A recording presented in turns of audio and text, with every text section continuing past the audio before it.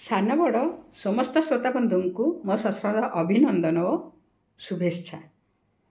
छोट पिला माने तुम्हें जानिच गुरुजन माने घरे रहिले केते खुशी लगे।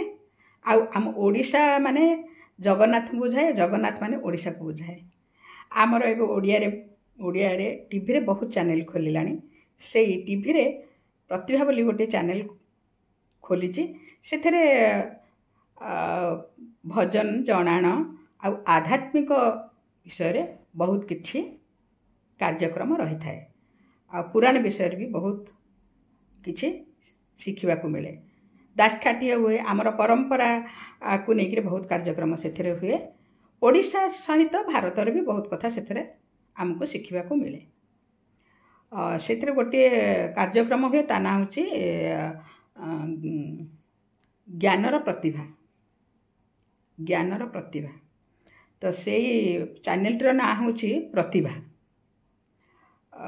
प्रतिदिन चारि जन लेखाए छुआ से प्रतियोगिता रे भाग नियंती। 10 वर्ष रु 16 वर्ष पर्यंत छुआ माने भाग नियंती। आ प्रश्नकर्ता समस्त को प्रश्न पचारती। ता संगे संगे तांका घरे से माननकु किए एई प्रश्न एई प्रतियोगिता रे भाग नेबा पई किए पठाइछि बोली पचारती। आउ से माने तांकु किए नाच शिखिताए, किए गीत शिखिताए, किए चित्र करुथाए। समस्तंकर गुण को नेइकरी निजको कहिबा पई कहंती। आउ जो माने नाच शिखिताते, गीत शिखिताते, से माने मध्ये सेठी से ता प्रदर्शन करंती। आ समस्त खुशी हुंती देखिकरी। तो दिने गोटे थर से प्रज्ञा बोली झीटिए से प्रतियोगिता को आसीथिला। 4 जन पिला थांते। समस्त को प्रश्नकर्ता प्रश्न पचारिले। तापरे किए 2टी प्रश्न उत्तर देला, किए 3टी प्रश्न उत्तर देला। से ओडिशार परंपरा, प्रतिभा, श्रीमंदिर, जगन्नाथ मंदिर, पुराण आमर पर्वपर्वाणी, आमर ओडिशार परंपरा, महापुरुष, से समाजसेवक, लेखक, कवि समस्त विषय सब विषय पचारती। प्रश्न पचारे तो किए 2टी प्रश्न देला, किए गोटे प्रश्न उत्तर देला, किए 3टी प्रश्न उत्तर देला। जो माने 2टी 3टी प्रश्न उत्तर देले से माने आध्यात्मिक बही पुरस्कार रूप में पाती। से दिन प्रज्ञा 5टी प्रश्नर उत्तर दे ज्ञानर प्रतिभा पुरस्कार पाइला। आध्यात्मिक पत्रिका और सुनार मेडालटी पाइला। प्रश्नकर्ता तक पचारे तुमको एठी किए पठेइछि, तुम्हें कहार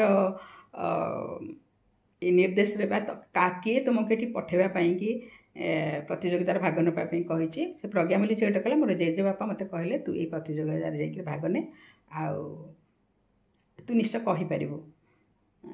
आउ मोर जेजे बापा मते सब बेले ओडिशा विषय बहुत किछि कहंती। तेणु मु आज जो प्रतियोगितार भाग नेली सब प्रश्नर उत्तर किछि प्रश्नर उत्तर दे पारिली। ता प्रश्नकर्ता बहुत खुशी हो गला। तापर से घर को फेरला। तांका घर पाखरे आलिशा बोली गोटे झीटी रोला। सी ता पाखक से कथा शुणिक आसला, कहला तू समस्त संगे मिशुचु, एते भल पाठ पढ़ुचु, समस्त संगे खेलुचु, ता संगे तू आज ज्ञानर प्रतिभा पुरस्कार भी पाइलु। मुझे बहुत शुणिक बहुत खुशी। प्रज्ञा कहला मोर जेजे बापा मते सब कही, तेणु मते से पचारे कि प्राय प्रश्नर मत उत्तर मत आसूला। जेजे बापा जेजे माँ भी किछि किछि कहती। तो आलिशा तापर किछि समय रही घर को फेरला। तापर से माने माने भाविला जो सांग मान घरे तांकर निजर संपर्कीय ददेई जेठे काका खुड़ी पिसनानी पुष्प भाई एमती सब थांती। से माने बहुत खुशी रे तांक समय कटे। आउ एथर मो बापा को कहबी आम जेजेमा जेजे बापा को गाँव में अच्छा से नहीं आसबे। एथर तो मो बापा माँ को निश्चय कहबी। आउ जेजेमा बापा आसला आमको बहुत खुशी लगे। तापर से जेजेमा जेजे बापा कहला।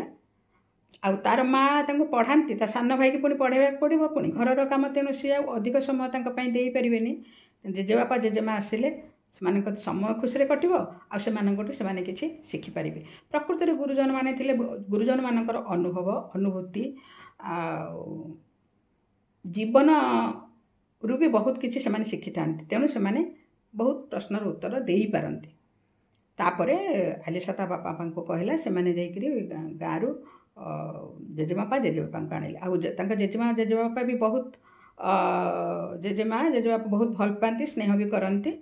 से तापरे आलिशा बहुत खुशी रहा आउ जेजेबापा ताकू किसी प्रश्न पचारती तू पढ़ुचु कि नहीं पचारती आउ जदि आलिशा किसी प्रश्न पचारे से विषय कहती आउ से जो पुराण पढ़ी था बही पढ़ती जहाँ तांको जना अच्छे से आलिशा को भी सब कहती तापरे आलिशार साधारण ज्ञान टिके बढ़िला प्रकृत में घरे जदि गुरुजन माने आउ परिवार समस्त था समस्त को बहुत कोटो किसी ना किसी शिक्षा मिली थाए ता द्वारा छुआ मानकर बुद्धि बढ़ी थाए जानिल तो आलिशा किपरि जेजेमा बापा आसले पर केते खुशी तांको समय कटिला तुम जानिछ पिला माने समस्ते मिलिमिशि रहिले बहुत खुशी लगे आमर बुद्धि मध्य बढ़ी थाए आ गुरुजन माने थिले घरे सेमानकर आशीर्वाद मिले से माने बहुत स्नेह श्रद्धा भी करती आ तुमे कि सेमानकु बहुत भल पाओ एतिकिरे रहुछि